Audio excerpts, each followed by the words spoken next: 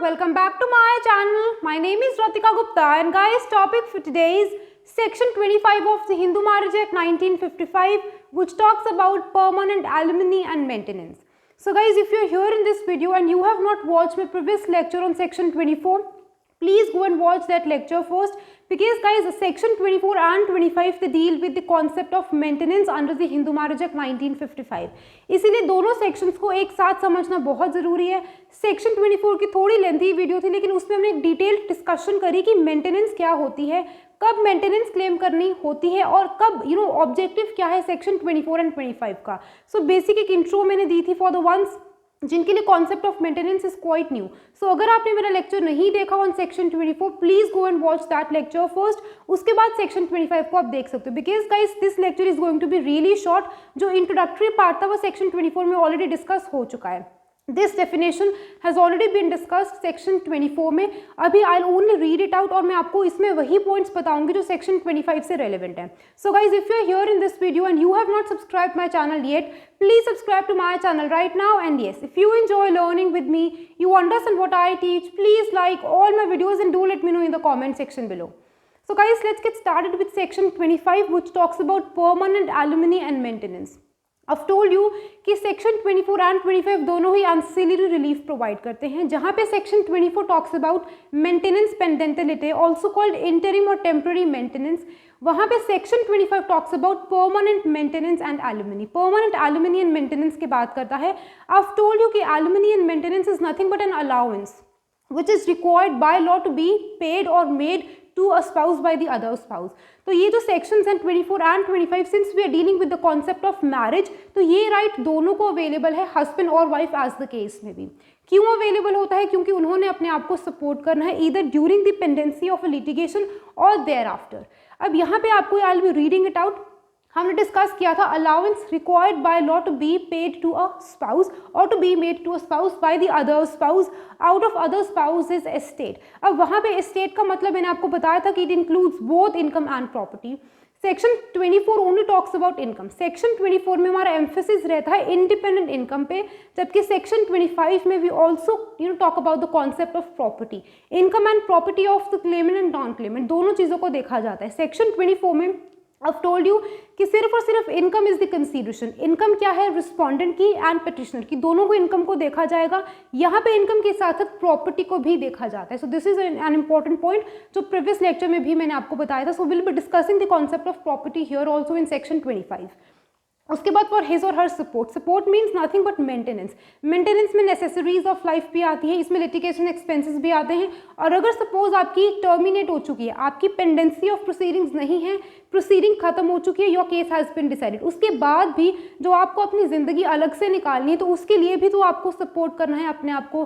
तो इसमें सपोर्ट में सिर्फ और सिर्फ necessities of life and litigation expenses ही नहीं आते, और बहुत सारी लाइफ निकालने के लिए जो नेसेसरीज होती हैं आफ्टर टर्मिनेशन ऑफ सूट, वो भी आपका सपोर्ट होता है. So it includes maintenance. Maintenance both during the matrimonial suit, during the pendency of the proceedings and on its termination. आपको मैंने बताया था कि जो आपको मेंटेनेंस मिलती है ड्यूरिंग पेंडेंसी ऑफ लिटिगेशन और मैट्रिमोनियल सूट, उसको हम सेक्शन 24 में डिस्कस करते हैं, which is also called interim और temporary maintenance. And on its termination मतलब your case has been decided. अब टर्मिनेट हो चुका है, आपकी जो मैट्रिमोनियल सूट है या मैट्रिमोनियल प्रोसीडिंग्स खत्म हो चुकी है, तो उसके बाद आपको क्या मिलेगी? परमानेंट मेंटेनेंस मिलेगी अपनी बाकी की लाइफ को निकालने के लिए. सो टर्मिनेशन के पॉइंट को हम डिस्कस करेंगे.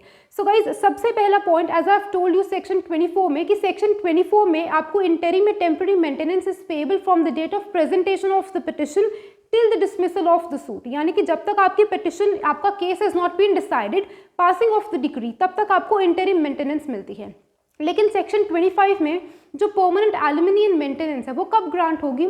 वो होगी either at the time of passing of the decree, जब कोर्ट अपनी डिक्री सुनाएगा, यानी कि आपका case has been terminated, pendency of the litigation नहीं है, आपकी लिटिगेशन या आपकी प्रोसीडिंग्स अभी पेंडिंग नहीं है, your case has been decided. अब जब कोर्ट आपको डिक्री पास करेगा, फाइनल ऑर्डर, उस टाइम पे, यानी कि आपका केस अब टर्मिनेट हो चुका है, क्लोज हो चुका है, उस टाइम पे आपको परमानेंट जो है एलुमनी एंड मेंटेनेंस जितनी भी आपकी बनेगी वो कोर्ट आपको ग्रांट कर देगा. सो ये पेबल कब होती है? Either at the time of passing of the decree in any matrimonial cause, again guys कोई भी मैट्रिमोनियल कॉज हो सकता है, मैंने आपको सेक्शन 24 में भी बताया था, be it nullity, be it restitution of conjugal rights, be it judicial separation और any of the grounds for divorce. किसी भी मैट्रिमोनियल कॉज में, किसी भी मैट्रिमोनियल प्रोसीडिंग के लिए आपको परमानेंट एंड टेम्पररी मेंटेनेंस मिल सकती है, इवन वॉइड मैरिजेस में भी में भी मिलती है। आई होप गाइज ये आपको पॉइंट क्लियर हो चुका है। सो ये कब पेबल होगी? Either at the time of passing of the decree in any matrimonial cause, it means termination of matrimonial suit, or at any time subsequent thereto. Section 25 subsection 1 also talks about कि आपको permanent maintenance and alimony मिल सकती है at any time subsequent thereto also. Subsequent thereto means subsequent to the passing of the decree in any matrimonial cause. या तो उस time पे जब आपका केस हैज बीन डिसाइडेड, या उसके बाद भी कभी भी आप परमानेंट मेंटेनेंस एंड एलिमनी के लिए प्रे कर सकते हो bye filing an application. So this is a point important. Section 24 में भी हमारा एम्फेसिस रहा था ऑन एप्लीकेशन। आपको अप्लाई करना होगा ईदर फॉर इंटरिम और परमानेंट मेंटेनेंस एंड एलिमनी। अगर आप एप्लीकेशन फाइल करते हो कोर्ट ऑफ लॉ में, कोर्ट को वो जेन्युइन बोनाफाइड एप्लीकेशन लगती है after you have supported your case out, उसके बाद कोर्ट देखेगा कि आपको temporary and permanent maintenance as the case में भी जिस भी चीज़ के लिए आपने अप्लाई किया होगा कि आपको वो देनी है या नहीं देनी है। So first point I hope आपको क्लियर हो चुका है कि permanent alimony and maintenance is payable either at the time of passing of the decree for any matrimonial suit, that is dismissal of the case, जब आपका case has been decided and it has been terminated, और at any time subsequent thereto also. Subsequent thereto means subsequent to the passing of the decree in any matrimonial cause by an application to be filed by the applicant. Applicant को application move करनी है court of law में। Second important point guys is about consideration. अब consideration क्या रहेगी for deciding और fixing the amount of permanent maintenance and alimony and quantum of maintenance. Section 24 में भी डिस्कस किया था कि जो क्वांटम ऑफ मेंटेनेंस होगी वो कितनी आपको मिलेगी। There is no hard and fast rule, there is no rigid formula, there is no thumbnail, कोई थंबनेल नहीं है, कोई स्ट्रेट जैकेट फॉर्मूला नहीं है कि ये एक मैथमेटिकल या अरिथमेटिकल फॉर्मूला है और इस अकॉर्डिंग आप मेंटेनेंस दे दो। No, it is merely a question of fact. In the light of facts and circumstances of each new arising case, court को देखना ये जुडिशियल डिस्क्रिप्शन होते हैं कि हमें कितनी मेंटेनेंस प्रोवाइड करनी है। लेकिन गाइज उस चीज़ के लिए section 24 and 25 neither of these two sections talk about amount of maintenance, quantum of permanent और टेम्पररी मेंटेनेंस एंड एलिमनी कितनी देनी है उसकी ये सेक्शंस बात नहीं करते हैं। उसको इन्होंने कोर्ट की डिस्क्रिप्शन रखते हैं कि ये सिर्फ और सिर्फ कोर्ट की मर्जी। There is no arithmetical rule और फॉर्मूला कि so and so is the amount. बहुत सारे अरिथमेटिकल रूल्स एंड फॉर्मूलाज बने भी guys, 1/3 rule, 1/5 rule, which I won't be discussing क्योंकि वो आज के टाइम पे रेलिवेंट नहीं है and it is merely a question of fact, court देखेगा। लेकिन बहुत सारी कंसीडरेशंस होती हैं गाइस। अब वो कंसीडरेशंस क्या हैं? जैसे कि income of both the parties, दोनों पार्टीज की इनकम को देखा जाएगा। जो क्लेमेंट है, अब गाइस जो क्लेम करेगा वो कौन होगा? जो पिटिशन फाइल करेगा, यानी कि उसने एप्लीकेशन फाइल करी है। सो आप क्लेमेंट कह लो, एप्लीकेंट कह लो या पिटिशनर कह लो, एक ही बात है। और सामने वाला नॉन एप्लीकेंट होगा, नॉन क्लेमेंट या रिस्पॉन्डेंट होगा। आई होप आपको ये टर्म्स समझ आती हैं। तो अब जो क्लेमेंट है एंड नॉन क्लेमेंट दोनों की इनकम को देखा जाएगा, यानी कि जिस इंसान ने देनी है कोर्ट देखेगा कि क्या उसके पास मीन्स हैं देने के लिए, क्या उसके पास उतने मीन्स है sufficient to support himself also and his wife also, और vice versa as the case में भी। उसके बाद जिसको दिलाई जाएगी उसकी भी नीड्स, उसकी रिस्पॉन्सिबिलिटीज, उसकी राइट्स एंड ऑब्लिगेशंस को भी देखा जाएगा। If there is a child to a marriage तो उस बच्चे को भी तो मेंटेन करें, तो अमाउंट ऑफ मेंटेनेंस थोड़ी ज़्यादा मिलेगी। इनकम के साथ साथ guys properties of both the parties is also taken into consideration if I talk about section 25 permanent alimony and maintenance, दोनों की प्रॉपर्टीज को भी देखा जाता है। Status of the parties, status मतलब standard of living of both the parties, उस चीज़ को भी देखा जाएगा। Conduct of the parties is also relevant. Conduct का जो पॉइंट है बाय द एंड आपको समझ आ जाएगा। कंडक्ट ऑफ द पार्टीज को हमने सेक्शन 24 में डिस्कस नहीं किया था, लेकिन सेक्शन 25 सब सेक्शन 1 में क्लियरली लिखा है कि conduct of the parties is also a relevant consideration for fixing और determining the amount of permanent alimony and maintenance. इसके बाद गाइस बहुत सारे और भी कंसीडरेशंस होते हैं जिसको आप रेजिडरी कंसीडरेशंस बोलते हो। सेक्शन 24 में हमने डिस्कस किया था। रेजिडरी मतलब क्या है कि इनमें से कोई कंसीडरेशन नहीं होगी जो हमने डिस्कस किया, income and all these points, लेकिन वो merely with each new arising case judicial decisions के जब जुडिशियली इंटरप्रेट करते हैं तो उस टाइम में बहुत सारे ऐसे न्यू हमारे पास केसेस आते हैं जिनको हम एज ग्राउंड्स बना सकते हैं फॉर कंसीडरेशन, और उसको कंसीडर करते हुए कोर्ट देखेगा कि आपको कितनी अमाउंट ऑफ मेंटेनेंस मिलेगी। But guys a point to be noted is that कि जो कैपेसिटी ऑफ द पार्टीज होती है जहाँ पे भी आपको वर्ड दिखेगा capacity of the parties is also taken into consideration. So do not confuse it, capacity is equivalent not to potentiality to earn. ये मैं बार बार पॉइंट रिपीट किया है, सेक्शन 24 में भी आपकी पोटेंशियलिटी हो सकती है अर्निंग की, लेकिन you might not be earning, तो आपकी actual income is taken into consideration. So capacity is in regards to your income, आपकी इन एक्चुअल इनकम कितनी है, आपकी इन एक्चुअल प्रॉपर्टी कितनी है, and not your potentiality to earn. I hope आपको ये पॉइंट क्लियर हो रहा है। तो कोर्ट देखेगा कि आपके पास सफिशिएंट इनफ है टू सपोर्ट योर सेल्फ और नॉट। अगर सफिशिएंट नहीं है तो सामने वाले को कहा जाएगा कि इस इंसान को मेंटेन करो, लेकिन वो मेंटेन सिर्फ तभी कर पाएगा अगर उसके खुद के पास मीन्स हैं to maintain himself and then his wife और हस्बैंड एज द केस में भी। आई होप गाइज ये सारा सेक्शन 24 में डिस्कस हो चुका है। This is just an overview दोबारा से कि सेक्शन 25 भी इसी चीज़ की बात करता है। उसके बाद guys section 25 again talks about periodical payments. मैंने आपको बताया कि अब जब हमने क्वांटम ऑफ मेंटेनेंस फिक्स कर ली है, अब हमने क्या करना है। अब ये जो आप रेजिडरी क्लॉज की मैंने बात करी कि रेजिडरी कंसीडरेशंस होती हैं गाइज, वहाँ पे रेजिडरी कंसीडरेशंस का सिर्फ ये मतलब है कि उन कंसीडरेशंस को हम ध्यान रखते हैं, एंड ये वो कंसीडरेशंस होते हैं which help court to arrive at just, fair, proper and reasonable fixation of maintenance.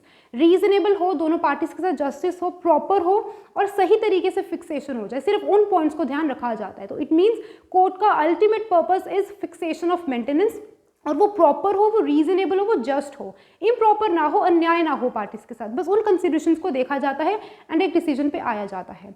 उसके बाद guys just like section 24, section 25 में भी जो फिक्सेशन होती है मेंटेनेंस की, यानी कि परमानेंट मेंटेनेंस एंड एलिमनी, वो पीरियोडिकल भी हो सकते हैं, वो लंप सम में भी हो सकते हैं। आई टोल्ड यू पीरियोडिकल का मतलब है monthly, annually, quarterly, as the case में भी पीरियोडिकल पेमेंट्स भी की जा सकती हैं, या फिर आप लंप सम दिला देते हो। Lump sum is also called gross sum. अगर आप देखोगे सेक्शन 25 सब सेक्शन 1 आपको कहीं पे भी लंप सम वर्ड नहीं दिखेगा, वहां पे आप देखोगे ग्रॉस सम। तो ग्रॉस सम का मतलब क्या, लंप सम, यानी कि आप लंप सम अमाउंट दे देते हो जितनी भी कोर्ट ने डिसाइड करी, या तो आप पीरियोडिकली दे दो या फिर आप क्या कर सकते हो, एक ही बार में खत्म कर सकते हो। ये दो तरीके हैं कि आप कैसे कैसे फिक्सेशन जो हुई है अमाउंट ऑफ मेंटेनेंस की, वो किस तरीके से क्लेमेंट को आप दोगे। लेकिन guys a point to be noted is that section 25 subsection 1 में क्लियरली लिखा है कि ये जो आपकी पीरियोडिकल पेमेंट्स हैं, पीरियोडिकल पेमेंट्स में ग्रॉस सम की या लंप सम की बात नहीं कर रही, जो पीरियोडिकल पेमेंट्स होती हैं ये सिक्योर्ड ऑर्डर्स होते हैं। अब गाइस सिक्योर्ड ऑर्डर्स का कुछ मतलब नहीं है, बेसिक सी बात है। सिक्योर्ड ऑर्डर्स का मतलब है कि दीज ऑर्डर्स आर सिक्योर्ड, ये जो आपकी पेमेंट है ना, जो आपको पीरियोडिकली आनी है। फॉर एग्जाम्पल हस्बैंड, एक केस बना कि जहाँ पे husband has to maintain his wife, अब वो परमानेंट मेंटेनेंस एंड एलिमनी का केस है सेक्शन 25 में, क्योंकि अब आपका डिसमिसल हो चुका है केस, आपकी matrimonial suit has been dismissed, अब आपका टर्मिनेशन हो चुका है। तो अब हम बात कर रहे हैं किसकी, परमानेंट एलिमनी एंड मेंटेनेंस की, कि वाइफ को कितनी दी जाए अपनी जिंदगी निकालने के लिए। अब वहाँ पे गाइस फॉर एग्जाम्पल हस्बैंड बोलते हैं कि आई एम अनेबल टू पे हर ग्रॉस सम, मैं एक बार में इतनी अमाउंट नहीं दे पाऊंगा, मुझे पीरियोडिकल देनी है, क्वार्टरली, एनुअली या मंथली, जैसे भी उसको सेटिंग लगेगी। वो क्या करेगा, कोर्ट के ऑर्डर्स के तहत उस तरीके से पेमेंट देगा। लेकिन व्हाट इफ गाइज, अगर वो petitioner, I am so sorry respondent, husband in this case, अगर जो नॉन क्लेमेंट है वो क्लेमेंट को पैसा ही ना दे, तो कोर्ट के इस ऑर्डर को इन्फोर्स करने के लिए, उसकी ऑबियंस को इजी करने के लिए, उसकी इन्फोर्समेंट को इजी करने के लिए, ये जो नॉन क्लेमेंट होता है उसकी प्रॉपर्टी को अटैच कर लिया जाता है। इसी को आप बोलते हो सिक्योर्ड ऑर्डर्स। यानी कि कोर्ट क्या करता है, अपने ऑर्डर्स को सिक्योर कर लेता है by charging the property of the other person. Claimant की, नॉन क्लेमेंट की प्रॉपर्टी को कोर्ट क्या कर लेगा, चार्ज कर लेगा। चार्ज का मतलब है कि सिर्फ और सिर्फ हम क्या करेंगे, उसकी प्रॉपर्टी को अटैच कर लेंगे, और उसका सिर्फ और सिर्फ एक ही ऑब्जेक्टिव है, that is to make enforcement of court's order easy. उसकी ऑबियंस हो, सामने वाला उसको निग्लेक्ट ना करे और डिसओबे ना करे, सिर्फ यही इसका ऑब्जेक्टिव है। वो प्रॉपर्टी अभी भी हस्बैंड की है, ऑल दो कोर्ट ने उसको चार्ज कर लिया, ऑल दो कोर्ट ने उसको अटैच कर लिया, लेकिन वो प्रॉपर्टी अभी भी हस्बैंड की है। यानी कि जो आपका नॉन क्लेमेंट है उसी की प्रॉपर्टी है, लेकिन उसको अटैच करने का मतलब है कि अगर कल को वो डिफॉल्ट करेगा, if he defaults in making periodical payments to his wife as per the court's order, तो उसकी प्रॉपर्टी को क्या किया जाएगा, it will be used, it will be resorted to मतलब उसकी प्रॉपर्टी को यूज किया जाएगा, that will be sold out, और वहां से जो पैसा मिलेगा वो वाइफ को दे दिया जाएगा। सो कहने का मतलब है secured orders. Section 25 sub section 1 में क्लियरली लिखा है कि इफ नेसेसरी, अगर कोर्ट को लगता है तो कोर्ट इसको सिक्योर्ड ऑर्डर्स भी बना सकता है। यानी कि जो आपकी पीरियोडिकल पेमेंट्स हैं वो सिक्योर हो जाएंगी bye attaching the property of the other person. Other person is non Clement here, जो क्लेम कर रहा है उसको तो पैसा चाहिए, नॉन क्लेमेंट की प्रॉपर्टी को अटैच कर लिया जाएगा। डजंट मीन कि वो उसकी ऑनरशिप नहीं है, ऑनर अभी भी नॉन क्लेमेंट ही है, लेकिन उसकी property is only attached so as to ensure कि कोर्ट के ऑर्डर्स की एनफोर्समेंट और कोई इंसान डिसोबे ना करे। कल को if he defaults in making payment to his wife और हस्बैंड एज द केस में भी, हिज प्रॉपर्टी, सिक्योर्ड प्रॉपर्टी जो कोर्ट के ऑर्डर्स के साथ सिक्योर हुई, it will be resorted to, it will be used, it will be sold out to make good that loss और good the default. I hope guys आपको ये point clear हो चुका है। उसके बाद guys duration of the order. अब आपको लगेगा कि ये परमानेंट एलिमनी एंड मेंटेनेंस है तो ये कब तक देनी होगी, तो जब तक एप्लीकेंट की लाइफ है तब तक आपको देनी होगी। इट मीन्स, और दूसरी चीज, कोर्ट ये ऑर्डर्स को एप्लीकेंट की लाइफ से बियॉन्ड नहीं ऑर्डर कर सकते, यानी कि जो कोर्ट के ऑर्डर्स है for permanent alimony and maintenance, it can not exceed और go beyond the life of the applicant. जब तक एप्लीकेंट की यानी कि क्लेमेंट की यानी कि पिटिशनर की लाइफ है तब तक ये परमानेंट एलिमनी एंड मेंटेनेंस आती रहेगी। आफ्टर हिज और हर डिमाइस एज द केस में भी वो चीज़ वहाँ पे खत्म हो जाएगी। आई होप गाइज आपको ये भी पॉइंट क्लियर हुआ। उसके बाद गाइज हमने वेरिएशन ऑफ द ऑर्डर की बात करी थी सेक्शन 24 में भी। Yes guys, these orders can definitely be varied.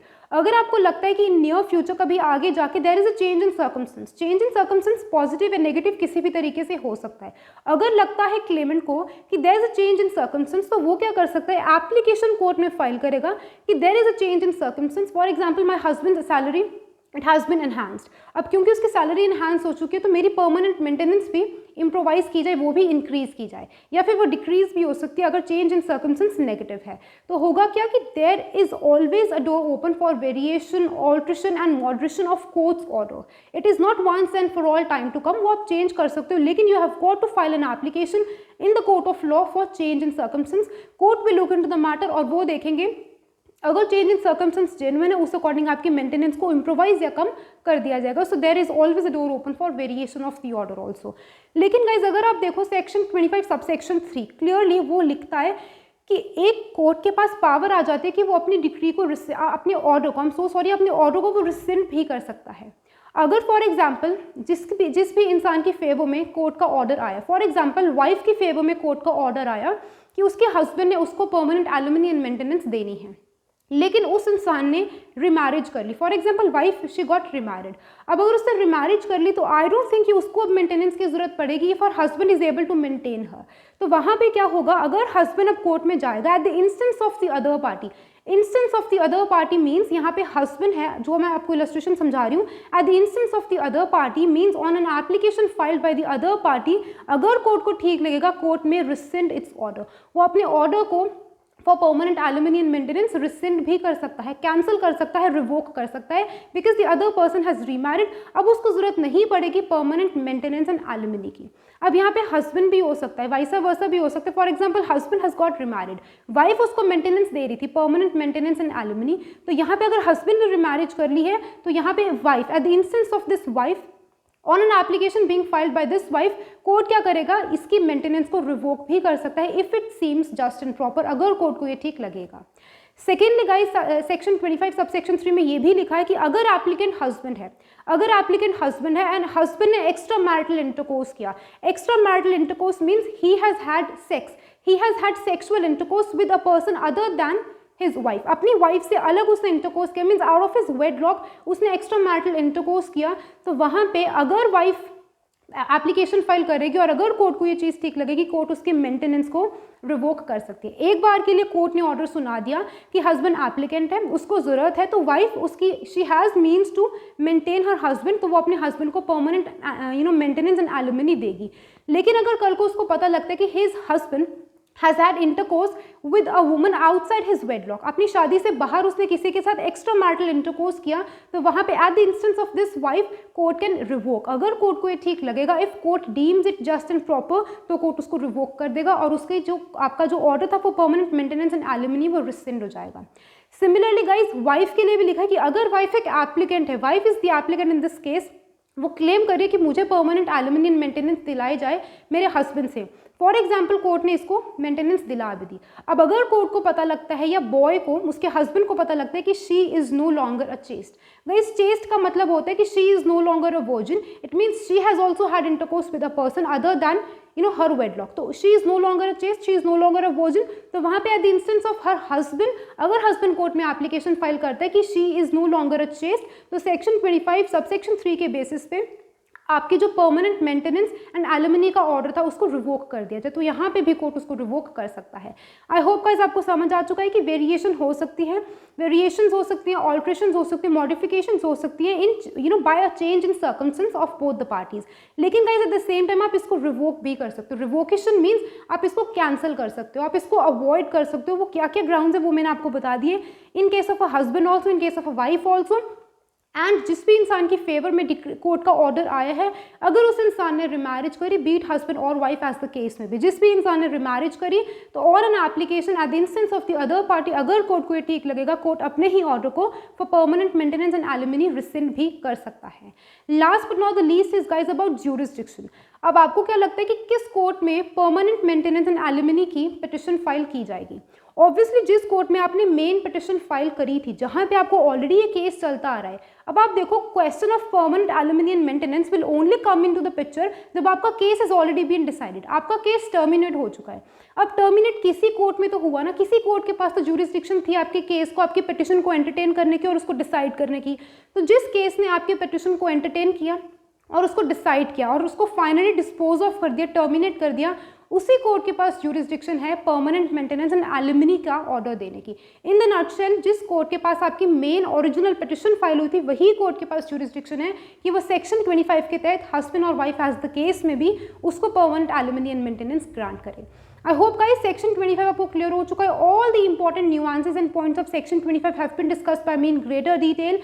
Still guys, if you have any doubt pertaining to it, please feel free to comment in the comment box. I'll be replying to all your doubts and queries. Till then guys, keep learning, keep shining, stay safe and bye bye.